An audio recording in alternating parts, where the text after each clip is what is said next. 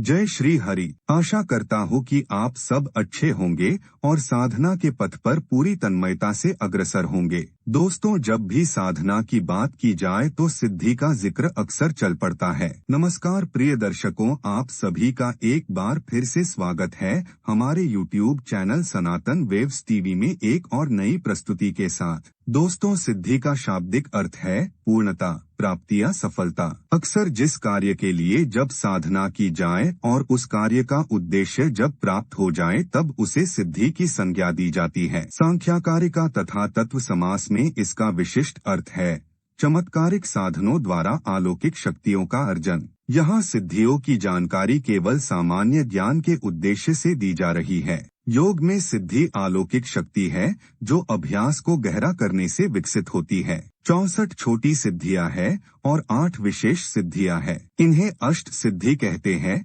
यह अष्ट सिद्धि है। 16 प्रकार की सिद्धियां। वाक् सिद्धि, जो भी वचन बोले जाए वे व्यवहार में पूर्ण हो, वह वचन कभी व्यर्थ न जाए, प्रत्येक शब्द का महत्वपूर्ण अर्थ हो। वाक् सिद्धि युक्त व्यक्ति में श्राप अरु वरदान देने की क्षमता होती है। 2. दिव्य दृष्टि सिद्धि।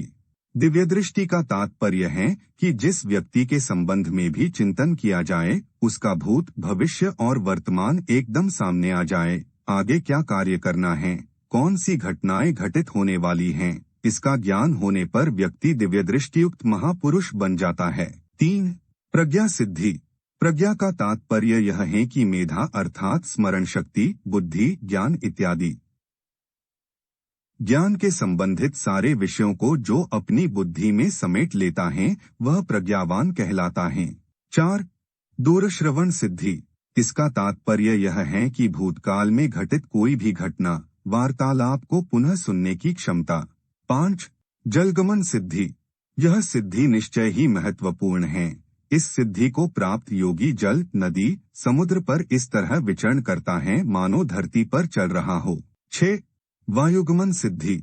इसका तात्पर्य है अपने शरीर को सूक्ष्म रूप में परिवर्तित कर एक लोक से दूसरे लोक में गमन कर सकता है, एक स्थान से दूसरे स्थान पर सहज तत्काल जा सकता है। 7. अदृश्यकरण सिद्धि। अपने स्थूल शरीर को सूक्ष्म रूप में परिवर्तित कर अपने आप को अदृश्य कर देना, जिससे स्वयं की इच्छा बिना दूसरा उसे देख ही नहीं पाता है। 8. विशोका सिद्धि। इसका तात्पर्य है कि अनेक रूपों में अपने आप को परिवर्तित कर लेना। एक स्थान पर अलग रूप है, दूसरे स्थान पर अलग रूप है। 9. देवक्रियानुदर्शन सिद्धि। इस क्रिया का पूर्ण ज्ञान होने पर विभिन्न देवताओं का साहचर्य प्राप्त कर सकता है। उन्हें पूर्ण रूप से अनुकूल बनाकर उचित सहयोग लिया जा सकता है। 10. कायाकल्प सिद्धि।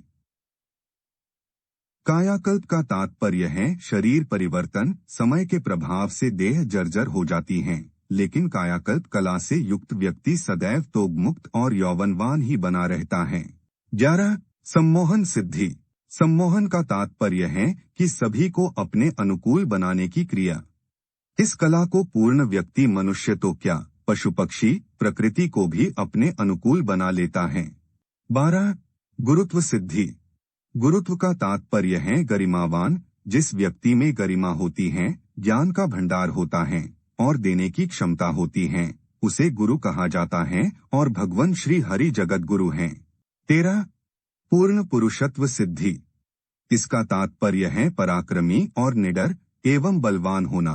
श्री कृष्ण में यह गुण बाल्यकाल से ही विद्यमान था, जिसके कारण से उन्होंने ब्रजभूमि में राक्षसों का संहार किया। तदनंतर कंस का संहार करते हुए पूरे जीवन शत्रुओं का संहार कर आर्यभूमि में पुनः धर्म की स्थापना की। 14. सर्वगुण संपन्न सिद्धि। जितने भी संसार में गुण होते हैं सभी कुछ उस व्यक्ति में समाहित होते हैं, जैसे दया, दृढ़ता, ओज, बल, तेजस्विता इत्यादि।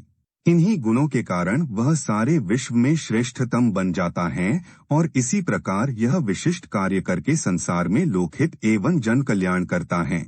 15. इच्छा मृत्यु सिद्धि। इन कलाओं से पूर्ण व्यक्ति कालजयी होता है। काल का उस पर किसी प्रकार का कोई बंधन नहीं रहता। वह जब चाहे अपने शरीर का त्याग कर नया शरीर धारण कर सकता है। 16. अनुर्मी सिद्धि। अनुर्मी का अर्थ है जिस पर भूख प्यास, सर्दी, गर्मी और भावना दुर्भावना का कोई प्रभाव न हो। इसके अलावा सिद्धियां चक्रों से भी संबंधित होती है। चक्रों पर ध्यान केंद्रित करने से और उन्हें जागृत करने से भी विशेष सिद्धियां प्राप्त की जा सकती है। दोस्तों, सिद्धियां एक लंबा दावा है। शायद पूरा जीवन जी कर भी इस संबंध में हम विस्तृत जानकारी एकत्रित न कर पाएं।